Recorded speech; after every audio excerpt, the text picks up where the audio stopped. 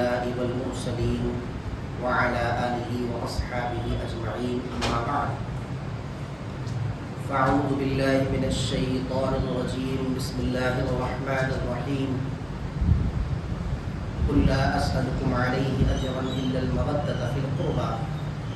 صدق الله العظيم وبلغنا رسوله النبي الأمين المتين الكريم ونحن على ذلك لمن الشاهدين والشاكرين والحمد لله رب العالمين۔ قرآن مقدس کی آیت مبارکہ کو آپ کے سامنے پڑھنے کا شرف حاصل کیا۔ آئیے کچھ باتیں پیش کرنے سے قبل ہم اور آپ مل کر حضور آقا نامدار، مدینے کے تاجدار، دونوں عالم کے مالک و مختار، رحمت پروردگار، ہم غریبوں کے آقا، یتیموں کے ماوا و ملجا، رحمت دو عالم، نور مجسم، شفیع المذنبین، احمد مجتبیٰ، پیارے مصطفیٰ جناب محمد رسول اللہ صلی اللہ تعالی علیہ وآلہ وسلم کی بارگاہ بے کس پناہ میں انتہائی عقیدت و محبت اور ادب و احترام کے ساتھ بآواز بلند درود و سلام کا ہدیہ اور تحفہ پیش کر لیجیے۔ اللہم صلی علی سیدنا و شفیعنا محمد وعلی آل سیدنا و شفیعنا محمد وبارک وسلم صلاۃ و سلام علیک یا رسول اللہ صلی اللہ تعالی علیہ وآلہ وسلم۔ حضرات گرامی، محرم کی اس مقدس مہینے کے اندر ہم نے 10 روزہ ذکر شہداء کربلا کا اہتمام کیا، اس کو سنا۔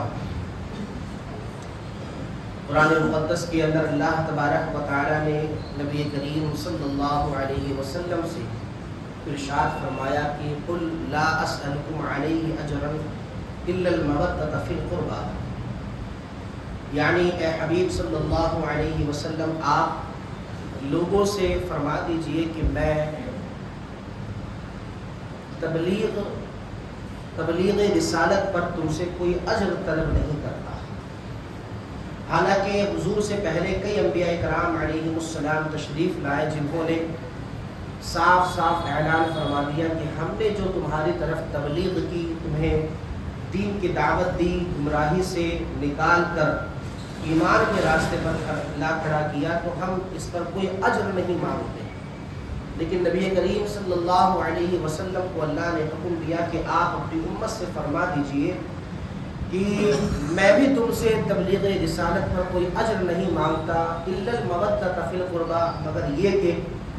تم میرے قرابت داروں سے محبت کرو، میرے اہل بیت سے محبت کرو، میرے گھر والوں سے محبت کرو،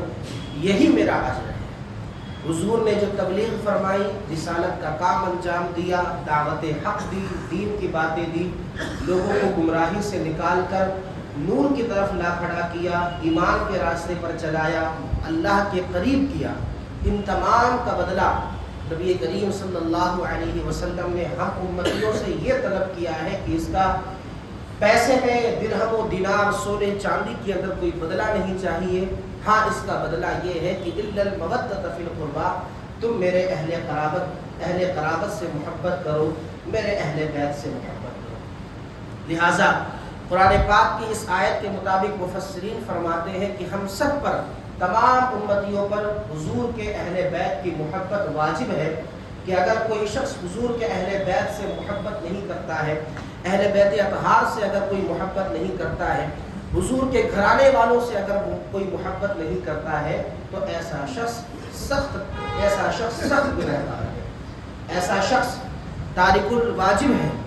واجب کا ترک کرنے والا ہے، ایسا شخص سخت گنہگار ہے۔ الحمدللہ ہم نے محرم کے مہینے کے اندر امام حسین رضی اللہ تعالی عنہ کا ذکر سنا۔ امام حسین کے بعد نبی کریم صلی اللہ علیہ وسلم کا سارا گھرانہ لٹ گیا، کٹ گیا، کوئی بھی باقی نہیں رہا سوائے ایک ذات کے، اور وہ ذات مبارکہ تھی سید السجاد امام زین العابدین علی رضی اللہ تعالی عنہ۔ تنہا امام زین العابدین وہ تھے جو کربلا کے میدان سے باقی رہ گئے تھے، اور یہیں سے حسینی سلسلہ چلتا ہے۔ نبی کریم صلی اللہ علیہ وسلم کا گھرانہ امام زین العابدین سے ہی چلتا ہے، اس لیے کہ امام حسین رضی اللہ تعالی عنہ کے تمام شہزادے اور اہل بیت کے تمام لوگ جن کا سلسلہ حضور سے ملتا ہے وہ سب اپنی جان گنوا چکے تھے، شہادت کے مرتبے پر فائز ہو گئے تھے۔ اللہ کی یہ مصلحت تھی کہ اللہ تبارک و تعالیٰ نے کربلا کے اندر امام زین العابدین کو بیمار رکھا، اور بیماری کی وجہ سے حالانکہ مدینے سے یہ بھی ساتھ میں آئے تھے، مکے سے یہ بھی ساتھ میں آئے تھے، اسی غرض سے کہ ہم جب کربلا کے میدان کے اندر ٹھہراؤ ہوا تھا، ارادہ تو یہی تھا کہ یہ بھی دشمنوں کے مقابلے میں جائیں گے، لیکن سخت نقاہت اور کمزوری اور بخار کی تپش کی وجہ سے حضرت امام حسین رضی اللہ تعالی عنہ نے ان کو کربلا کے میدان میں دشمنوں کے سامنے جانے سے منع فرما دیا، اور ارشاد فرمایا کہ زین العابدین تنے تنہا تم ہی باقی بچے ہو، سارے بھائی بھانجے بھتیجے سب شہید ہو چکے ہیں، میں تمہیں میدان کارزار میں جانے کی اجازت نہیں دے سکتا، میرے بعد میرا سلسلہ تم ہی سے چلے گا، آخر تم بھی شہید ہو گئے اور میں بھی شہید ہو گیا تو سکینہ کی کون حفاظت کرے گا، زینب کی کون حفاظت کرے گا، یہاں جو خیمے میں مستورات پڑی ہیں، یہاں جو خیمے میں عورتیں ہیں، ان کی حفاظت کون کرے گا، اس لیے تم باقی رہنا، زندہ رہنا اور تم ان کی حفاظت کرنا، اور میرے بعد میرا سلسلہ نبی کریم صلی اللہ علیہ وسلم کا سلسلہ تم ہی سے چلے گا۔ امام زین العابدین اپنی بیماری کی وجہ سے میدان کارزار میں نہ جا سکے، لیکن آپ باقی رہے، اور آپ کے بعد یعنی امام حسین کے بعد یہ سلسلہ امام زین العابدین سے چلا، اور قیامت تک نبی کریم صلی اللہ علیہ وآلہ وسلم کا سلسلہ نسب چلتا رہے گا۔ سیدنا عمر فاروق اعظم رضی اللہ تعالی عنہ کے دور کے اندر جب ایران فتح ہوا، اس وقت پوری دنیا کی سب سے مضبوط حکومت قیصر و کسریٰ تھی، ایک طرف روم کا علاقہ تھا، دوسری طرف جو ہے فارس کا علاقہ تھا، یہ دونوں حکومتیں سب سے مضبوط اور سب سے پاورفل مانی جاتی تھی۔ سیدنا عمر فاروق اعظم رضی اللہ تعالی عنہ کے دور کے اندر اللہ تبارک و تعالیٰ نے مسلمانوں کو ایران پر غلبہ عطا فرمایا، وہی ایران جو سب سے زیادہ مضبوط مانا جاتا تھا، اسی ایران پر مذہب اسلام کا پرچم لہرانے لگا۔ ایران کے اندر یزدجرد ایک بادشاہ رہتا تھا جو سب سے آخری بادشاہ گزرا ہے۔ ایران کے اندر یہ ایرانی جو ہے مجوسی تھے، آگ کی عبادت کرنے والے تھے، آگ کی پوجا کرنے والے تھے۔ سیدنا سعد بن ابی وقاص رضی اللہ تعالی عنہ نے جب ایران پر حملہ کیا اور ایران پر حملہ کرنے کے بعد اس کو فتح فرمایا تو ایران سے بہت سارا مال غنیمت لے کر آپ مدینہ تشریف لائے، اور مدینہ کے اندر مسجد نبوی کے اندر سارا مال غنیمت پھیل گیا، سارا مال غنیمت رکھا ہوا ہے۔ اس مال غنیمت کے اندر درہم و دینار، سونے چاندی، لونڈی، غلام ہر ایک موجود ہے۔ سیدنا عمر فاروق اعظم رضی اللہ تعالی عنہ نے اللہ کا شکر ادا کیا کہ اللہ تبارک و تعالیٰ نے ہم مسلمانوں کو اتنی طاقت عطا فرمائی، اتنا غلبہ عطا فرمایا کہ بہت کم ہونے کے باوجود ہم نے دنیا کی سپر پاور حکومت کو اپنے زیر نگی کر لیا ہے، دنیا کی سب سے سپر پاور حکومت پر ہم نے قبضہ حاصل کر لیا ہے۔ یزدجرد یہ سب سے آخری بادشاہ گزرا ہے، اس کے بعد وہاں کوئی بادشاہ نہیں ہوا۔ یزدجرد جب وہاں پر مسلمانوں کی حکومت آئی، مدینے کے اندر مال غنیمت جمع تھا، مال غنیمت میں سے جب سیدنا عمر فاروق اعظم نے مال غنیمت میں سے مجاہدوں کو حصہ دینا شروع کیا، سارا مال ختم ہو گیا تو کیا دیکھتے ہیں، کچھ شہزادیاں ہیں جن کے چہروں پر نور نظر آ رہا ہے اور ان کے چہرے پر شرافت و پاکیزگی ٹپک رہی ہے، شرافت و پاکیزگی نظر آ رہی ہے۔ آپ نے پوچھا یہ شہزادیاں کون ہیں؟ اور بھی تو لونڈیاں ہیں، اور بھی تو لڑکیاں ہیں، لیکن ان کے چہرے پر اتنی شرافت نظر نہیں آ رہی ہے، اتنا نور نظر نہیں آ رہا ہے، لیکن یہ 3 شہزادیاں ایسی تھی جن کے چہرے پر شرافت نظر آ رہی تھی، جن کے چہرے پر نور نظر آ رہا تھا۔ سیدنا عمر فاروق اعظم نے پوچھا یہ کون ہے؟ تو پتہ چلا یہ بادشاہ یزدجرد کی بیٹیاں ہیں۔ سیدنا عمر فاروق اعظم نے فیصلہ کیا جب یہ بادشاہ کی بیٹیاں ہیں اور اسلام عدل اور مساوات کا لحاظ رکھتا ہے، اسلام برابری کا لحاظ رکھتا ہے، جب یہ بادشاہ کی بیٹیاں ہیں لہٰذا ان کا نکاح اور ان کی سپردگی کسی شہزادے کے ہاتھوں میں ہی ہونا چاہیے، عام انسان کے ہاتھوں ان کو سونپا نہیں جا سکتا۔ یہ بادشاہ کی بیٹیاں ہیں تو لہٰذا شہزادے کے نکاح میں ہی آئیں گے، اور اسی وقت فیصلہ ہوا۔ اور فیصلہ یہ ہوا کہ اس وقت امام حسین رضی اللہ تعالیٰ عنہ وہاں موجود تھے، سیدنا عبداللہ ابن عمر رضی اللہ تعالیٰ عنہ موجود تھے، حضرت ابو بکر کے بیٹے وہاں موجود تھے۔ فیصلہ یہی ہوا جو سب سے بڑی شہزادی ہے جن کا نام شہربانو تھا، آپ نے حضرت علی سے مشورہ کیا، حضرت علی نے اسے قبول فرمایا، اور اسی کے بعد وہیں پر بادشاہ یزدجرد کی سب سے بڑی بیٹی شہربانو کا نکاح امام حسین رضی اللہ تعالیٰ عنہ سے کرا دیا گیا۔ اب تک امام حسین کنوارے تھے، ابھی تک شادی نہیں ہوئی تھی۔ پہلا نکاح امام حسین رضی اللہ تعالی عنہ نے شہربانو سلام اللہ علیہا سے کیا، اور کرنے کے بعد ان دونوں ہستیوں سے سب سے پہلا لڑکا جو وجود میں آیا شہربانو اور امام حسین رضی اللہ تعالی عنہ سے سب سے پہلا فرزند جو تولد ہوا اسی کو امام زین العابدین رضی اللہ تعالی عنہ کہا جاتا ہے۔ امام زین العابدین یہ تو آپ کا لقب ہے، دراصل آپ کا نام علی ہے۔ امام حسین رضی اللہ تعالی عنہ اپنے والد حضرت علی سے اتنی محبت فرماتے تھے کہ اپنے سارے بچوں کا نام آپ نے علی رکھا۔ علی اکبر جو میدان کربلا میں شہید ہو گئے تھے ان کا نام علی اکبر تھا۔ امام زین العابدین کا نام علی اوسط ہے، جو ننھے شیر خوار تھے ان کا نام علی اصغر ہے۔ تو علی اکبر، علی اصغر یہ کربلا کے میدان میں شہید ہو گئے تھے، لیکن علی اوسط جن کو امام زین العابدین کہا جاتا ہے وہی باقی تھے۔ تو اصل نام آپ کا علی ہے، اور آپ کا لقب جو ہے سجاد بھی ہے، زین العابدین بھی ہے، آپ کی کنیت ابو الحسن ہے، آپ کی کنیت ابو بکر وغیرہ بھی موجود ہے۔ بات کریں لقب کی، آپ کا لقب اتنا مشہور ہو گیا کہ آج آپ کے نام سے کوئی آپ کو نہیں جانتا۔ آپ علی اوسط کہیں تو کسی کے ذہن میں امام زین العابدین کا خیال نہیں آئے گا، لیکن آپ زین العابدین کہیں، سید سجاد کہیں تو سب کے ذہن میں امام زین العابدین ہی کا خیال آئے گا۔ گویا لقب سے آپ بہت مشہور ہو گئے۔ اعلیٰ حضرت عظیم البرکت الشاہ امام احمد رضا خان فاضل بریلوی جو ہمارا سلسلہ چلتا ہے، سلسلہ قادریہ کا جو شجرہ شریف ہے، اس شجرے کے اندر اعلیٰ حضرت نے امام زین العابدین کا تذکرہ فرمایا ہے۔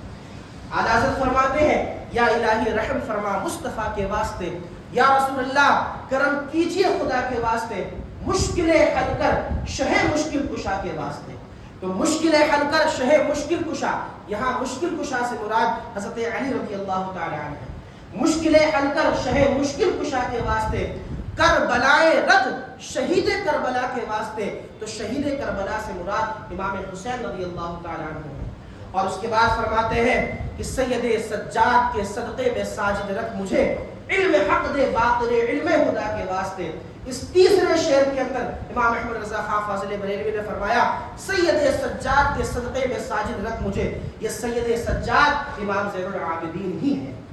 امام زین العابدین کو سجاد کہا جاتا ہے۔ سجاد بہت زیادہ سجدہ کرنے والا، ایک ہوتا ہے ساجد سجدہ کرنے والا، ایک ہوتا ہے سجاد بہت زیادہ سجدہ کرنے والا، بہت زیادہ سجدہ کرنے والا، اسی لقب سے آپ کو پکارا جاتا ہے۔ اور اعلیٰ حضرت نے تو اس میں ایک لفظ کا اور اضافہ فرما دیا، فرمایا سید سجاد بہت زیادہ سجدہ کرنے والوں کا سردار،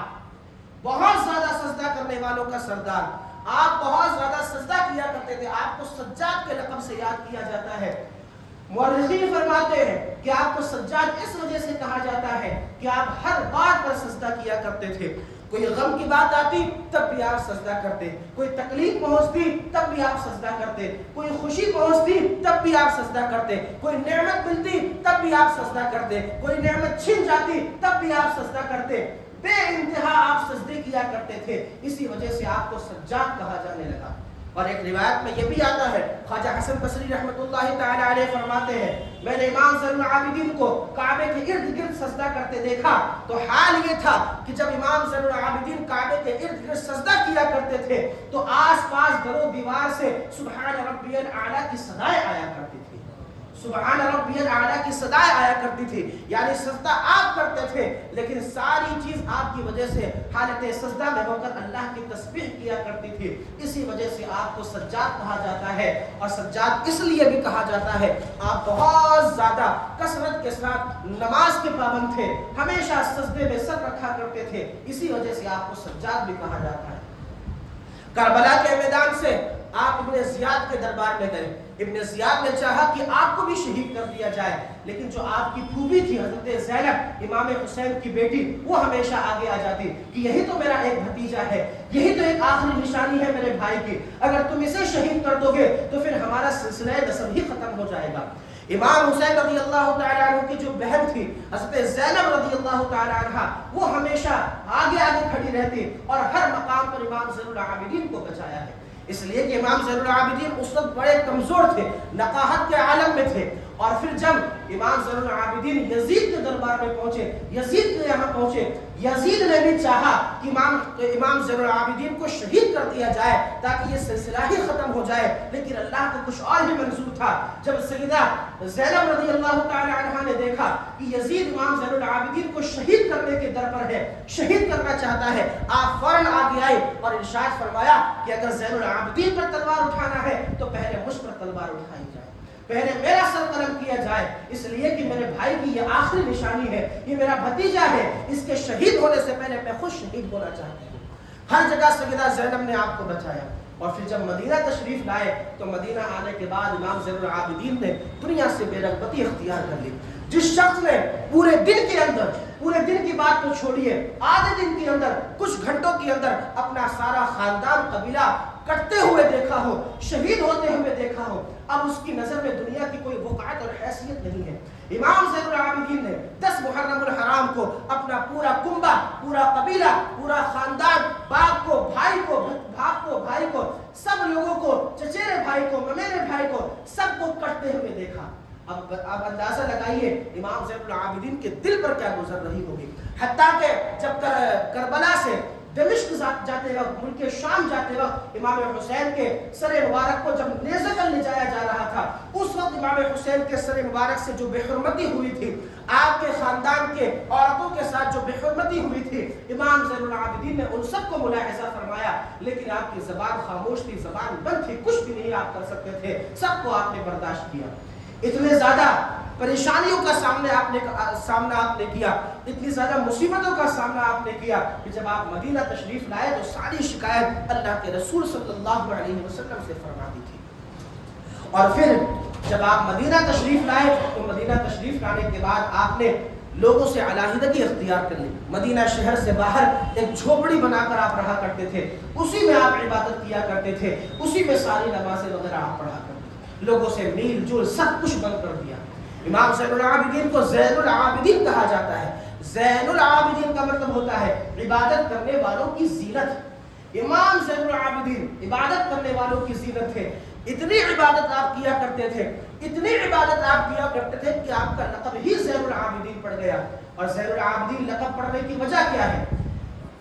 روایتوں میں آتا ہے کہ ایک مرتبہ آپ تہجد کی نماز میں مشغول تھے، اچانک ایک شیطان بہت بڑے اژدہے کی شکل میں نمودار ہوا، اور نمودار ہونے کے بعد وہ امام کے پورے گلے پر پھرا، جسم پر پھرا، جسم پر پھرنے کے بعد وہ امام کے انگوٹھے کی طرف چلا گیا اور امام کے انگوٹھے کو مس کرنے لگا، لیکن آپ نے اپنی نماز کے اندر کوئی حرکت نہیں کی۔ جب دیکھا کہ امام کوئی حرکت نہیں کر رہے ہیں تو اس اژدہے نے امام زین العابدین کے انگوٹھے کو کاٹنا شروع کیا، اور کاٹتا رہا، لیکن امام زین العابدین جو ہے اپنی نماز کے اندر مشغول رہے، ذرہ برابر بھی حرکت نہیں کی۔ اور پھر جب امام زین العابدین اپنی نماز سے فارغ ہو گئے اور وہ سانپ جو ہے، وہ اژدہا جو ہے کاٹتے کاٹتے مجبور ہو گیا، الگ تھلگ ہو گیا، اور امام زین العابدین نے جب نماز مکمل کر لی تو امام زین العابدین نے نماز مکمل کرنے کے بعد اس اژدہے کو ایک تماچا رسید کیا، ایک تماچا مارا، اور جیسے ہی تماچا مارا وہی اژدہا جو ہے شیطانی شکل کے اندر آ گیا اور کہنے لگا کہ امام میں نے اسی طرح کئی عبادت کرنے والوں کی عبادت کو ضائع کر دیا ہے، میں سانپ بن کے جاتا ہوں اور عبادت کرنے والوں کی عبادت کو ضائع کر دیتا ہوں، لیکن آپ ایسے ہیں کہ میں نے آپ پر اپنا بھرپور وار کیا، آپ کو کاٹا اور آپ کے انگوٹھے کو خوب کاٹا، لیکن آپ عبادت سے ٹس سے مس نہیں ہوئے، آپ بدستور عبادت کے اندر ہی رہے، اور آپ بدستور جب عبادت کے اندر ہی رہے تو آپ نے لا حول ولا قوت الا باللہ العلی العظیم پڑھ کر اس شیطان کو دور فرما دیا۔ جیسے ہی دور فرمایا پاس کی تمام در و دیوار سے آواز آنے لگی کہ یہ تو زین العابدین ہے، یہ تو زین العابدین ہے، یہ تو زین العابدین ہے۔ آس پاس کی کوئی اور شخص وہاں موجود نہیں تھا، بلکہ در و دیواریں وہاں موجود تھی، ان در و دیوار کے اندر و دیوار سے آواز آئی یہ زین العابدین ہے، یہ زین العابدین ہے، یہ زین العابدین ہے، اور اسی دن سے آپ کا لقب زین العابدین پڑ گیا۔ اور اس کے علاوہ کئی ساری وجہ ہمارے علماء نے لکھی ہے کہ کس وجہ سے آپ کو زین العابدین کہا جاتا ہے۔ نماز کے اندر جب آپ کھڑے ہوتے تو آپ کو نماز کے علاوہ کسی چیز کا خیال نہیں آتا، منہمک ایسے ہو جاتے تھے کہ ایک مرتبہ آپ کے بیٹے امام محمد باقر رضی اللہ تعالی عنہ آپ نماز کی حالت میں تھے، امام محمد باقر کنویں کے اندر گر گئے، شور مچ گیا کہ محمد جو ہے کنویں میں گر گئے ہیں، بہت شور مچا، شور مچنے کے بعد سب نے پکارا، اور پکارنے کے بعد کنواں بڑا تاریک تھا، بڑا گہرا تھا۔ امام زین العابدین رضی اللہ تعالی عنہ بدستور نماز میں رہے، لوگوں نے آپ کو پکارا، حضور بچہ آپ کا کنویں کے اندر گر گیا ہے، لیکن آپ بدستور نماز میں تھے، آپ نے جتنی صورتیں پڑھنی تھی پڑھی، حتیٰ کہ آپ کی بیوی آئی اور بیوی آنے کے بعد کہا حضور آپ کا بچہ گر گیا ہے، اب تو نماز توڑیے۔ اس حالت میں نماز توڑنا بھی جائز تھا، اس لیے کہ جان کی حفاظت کے لیے نماز توڑنا ضروری ہے، لیکن امام زین العابدین اپنی نماز کے اندر رہے، حتیٰ کہ غصے میں آ کر آپ کی بیوی نے کہا ایک بڑا سخت جملہ کہا، اور بڑا سخت جملہ یہ تھا کہ تم اہل بیت نبوت والے ایسے ہوتے ہو کہ تمہارا بچہ کنویں کے اندر گر جائے پھر بھی تم نماز نہیں توڑتے۔ یہ بڑا سخت جملہ تھا، امام کی بیوی نے کہا، لیکن پھر بھی آپ عبادت کے اندر لگے رہے، جتنی صورتیں پڑھنی تھی پڑھی، جتنا لمبا سجدہ کرنا تھا کیا، جتنی دیر آپ کا من چاہا آپ نے نماز پڑھی، اور نماز پڑھنے کے بعد جو ہے آپ کنویں کے پاس تشریف لے گئے، اپنا ہاتھ بڑھایا، اور ہاتھ بڑھانے کے بعد کہا محمد میرا ہاتھ پکڑو اور اوپر آ جاؤ۔ کہتے ہیں امام زین العابدین نے جب ہاتھ کنویں کی طرف بڑھایا تو آپ کا ہاتھ دراز ہوتا گیا، لمبا ہوتا گیا، یہاں تک کہ امام محمد باقر رضی اللہ تعالی عنہ آپ کا ہاتھ پکڑ کر کنویں سے جب باہر تشریف لائے تو امام محمد باقر رضی اللہ تعالی عنہ نے جو لباس پہنا ہوا تھا اس لباس کا، حالانکہ جب آپ نے سلام پھیرا، امام زین العابدین نے جب سلام پھیرا لوگوں کو لگا کہ امام محمد باقر ڈوب گئے ہوں گے، امام محمد باقر شاید انتقال کر چکے ہوں گے، لیکن جب آپ نے کنویں کے پاس جا کر ہاتھ بڑھایا اور ہاتھ بڑھانے کے بعد وہ ہاتھ لمبا ہوتا چلا گیا، امام محمد باقر نے باپ کا ہاتھ پکڑا، باہر تشریف لائے تو کیا دیکھا، کرتے کا ایک داغا بھی جو ہے بھیگا ہوا نہیں ہے، ایک داغا بھی بھیگا ہوا نہیں ہے۔ پھر آپ اپنی بیوی کے پاس آئے اور کہا تم مجھے کہہ رہی تھی کہ تم اہل بیت نبوت والے ایسے ہوتے ہو کہ بیٹا کنویں میں گر جائے تو تم اسے بچاتے رہے۔ سنو اس وقت میں خدا کی عبادت میں مصروف تھا، اس وقت میں اللہ کی عبادت میں مشغول تھا، اگر میں اللہ کی عبادت سے منہ موڑ لیتا تو اللہ تعالیٰ اپنی رحمت سے مجھے منہ موڑ لیتا، میں اللہ کی عبادت کے اندر رہا تو اللہ تعالیٰ نے اپنی عبادت کے صدقے اپنی رحمت سے میرے بیٹے کی بھی جان بچا دی۔ اسی وقت سے آپ کو زین العابدین کہا جاتا ہے، عبادت کرنے والوں کی زینت۔ امام زین العابدین وہ ہے، تاریخ میں آتا ہے جب کربلا کے میدان کے بعد آپ اتنا روتے تھے کہ رونے کی کوئی حد نہیں، پانی آپ کے سامنے لایا جاتا آپ اس پانی کو دیکھ کر گھنٹوں روتے، وہ کربلا کی یاد آ جاتی کہ کس طرح ان ظالموں نے میرے گھر والوں سے پانی کو دور رکھا، آپ بہت روتے تھے۔ اور مفتی احمد یار خان نعیمی رحمۃ اللہ تعالی علیہ فرماتے ہیں کچھ شخصیات روئے زمین پر ایسی گزری ہے جنہوں نے بہت گریہ کی، بہت روئے، ان میں سے سب سے پہلے حضرت آدم علیہ السلام۔ حضرت آدم کو جب اللہ نے جنت سے زمین پر اتارا تھا تو فراق جنت میں آپ بہت روئے تھے۔ دوسرے حضرت نوح اور حضرت یحییٰ علیہ السلام یہ اللہ کے خوف سے بہت روئے۔ حضرت فاطمہ رضی اللہ تعالی عنہ یہ نبی کریم صلی اللہ علیہ وسلم کی جدائی کی وجہ سے بہت روئی، حضور بھی بہت روئے۔ اور اس کے بعد نام آتا ہے امام زین العابدین کا کہ کربلا کے میدان کے بعد سے پوری زندگی آپ روتے رہے، پوری زندگی آپ روتے رہے، پوری زندگی آپ۔ کسی نے کہا حضور کربلا کا واقعہ گزرے ہوئے کئی سال ہو چکے، کئی عرصہ گزر چکا، آپ ابھی بھی کیوں روتے ہیں؟ تو آپ نے ارشاد فرمایا تمہیں معلوم ہے کہ یعقوب علیہ السلام اپنے بیٹے یوسف کی جدائی میں کتنا روتے تھے۔ یوسف بچپن میں بچھڑ گئے تھے اور 40 سال تک حضرت یعقوب علیہ السلام اپنے بیٹے کی جدائی میں روتے رہے۔ یعقوب کا تو ایک یوسف جدا ہوا تھا تو یعقوب پوری عمر روتے رہے۔ میں نے تو کربلا میں اپنے ہزاروں یوسف کو کھو دیا ہے، میں نے کربلا میں اپنے سارے یوسف کو کھو دیا ہے، یوسف یعنی سارے گھر والوں کو کھو دیا ہے۔ امام حضرت یعقوب علیہ السلام، حضرت یوسف جو بیٹے تھے، بیٹے کی جدائی میں اتنا روتے، پوری زندگی آپ روتے رہے، روتے روتے آپ کی بینائی بھی چلی گئی۔ امام زین العابدین نے فرمایا کہ جب یعقوب اپنے ایک یوسف کی وجہ سے اتنا روتے ہیں، میں نے کربلا میں اپنا باپ بھی کھویا ہے، اپنا بھائی بھی کھویا ہے، اپنے کنبے والوں کو کھویا ہے، میں بھلا کیوں نہیں؟ حال یہ تھا کہ لوگ آپ کی اتنی قدر کرتے، اتنی تعظیم کرتے، جب آپ بازار میں نکلتے جو قصاب ہوتے تھے، گوشت کاٹنے والے، وہ آپ کو دیکھتے ہی چھری جو ہے کپڑے کے نیچے چھپا لیا کرتے تھے، کہیں ایسا نہ ہو کہ امام کی نظر ہماری چھری پر چلے پڑے اور کربلا کا میدان یاد آ جائے۔ غرض امام زین العابدین رضی اللہ تعالی عنہ نے تقوی خلوص کے ساتھ اپنی زندگی گزاری۔ خوف و خشیت کا عالم یہ تھا کہ ایک مرتبہ آپ حج کے ارادے سے تشریف لے گئے، احرام باندھا تو آپ نے لبیک نہیں کہا۔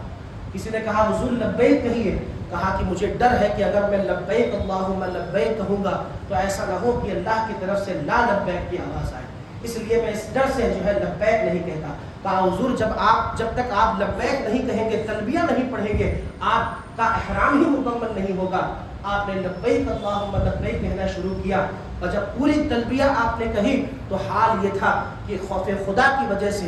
بے ہوشی کی حالت میں آپ اونٹ سے نیچے زمین پر تشریف لے آئے، اونٹ سے آپ گر پڑے، بے ہوش ہو گئے۔ بے ہوش ہونے کے بعد آپ نے آنکھ کھولی، پھر لبیک کہتے، پھر آپ بے ہوش ہو جاتے۔ اس طرح آپ نے پورا حج ادا کیا۔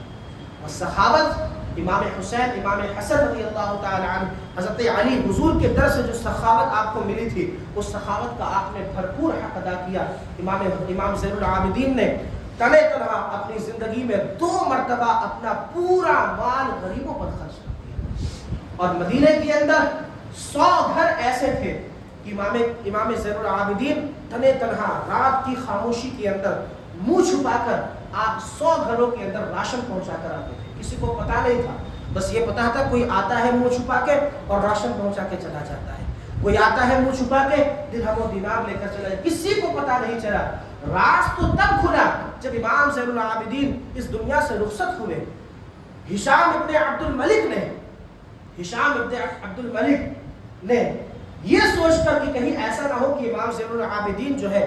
خلافت کا دعویٰ کر لے، ہشام ابن عبد الملک نے زہر دے کر آپ کو شہید کر دیا تھا۔ اور جب آپ شہید ہوئے تو شہید ہونے کے بعد جب ان 100 لوگوں کے گھروں پر راشن بند ہونا شروع ہو گیا، راشن پہنچنا بند ہو گیا، تب جا کر لوگوں کو پتا چلا کہ وہ زین العابدین ہی تھے جو 100 گھروں کے اندر راشن پہنچا دیا کرتے تھے۔ اور یہ بات کسی کو بھی پتا نہیں تھی، آپ کی شہادت کے بعد یہ بات لوگوں کو پتا چلی۔ آپ کو جب غسل دیا جا رہا تھا تو آپ کے کاندھے پر اور آپ کی پیٹھ پر کالا نشان تھا، تو لوگوں نے پوچھا یہ کالا نشان کیوں؟ حالانکہ آپ بڑے خوبصورت تھے، نور کے گھرانے سے آپ تعلق رکھتے تھے تو بڑے خوبصورت تھے۔ اس کی وجہ لوگوں سے پوچھی، کسی کو پتا نہیں۔ بیوی سے اس کی وجہ پوچھی، بیوی نے کہا مجھے بھی نہیں پتا۔ بعد میں پتا چلا کہ وہ زین العابدین جو تنے تنہا رات کی تاریکی کے اندر بوریا،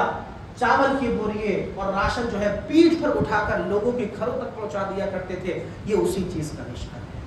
غرض امام زین العابدین رضی اللہ تعالی عنہ نے پوری زندگی صدق و صفا کے ساتھ گزاری، اور صدق و صفا کے ساتھ گزارنے کے بعد آخر میں جس طرح آپ کے باپ کو شہید کیا گیا تھا، اسی طرح امام زین العابدین کو بھی زہر دے کے اسی محرم کی کسی تاریخ کے اندر آپ کو بھی شہید کر دیا گیا۔ اللہ تبارک و تعالی ہم سب کو کہنے سننے سے صالح عمل کرنے کی توفیق عطا فرمائے۔ استغفر اللہ ربی من کل ذنب واتوب الیہ، وآخر دعوانا ان الحمد للہ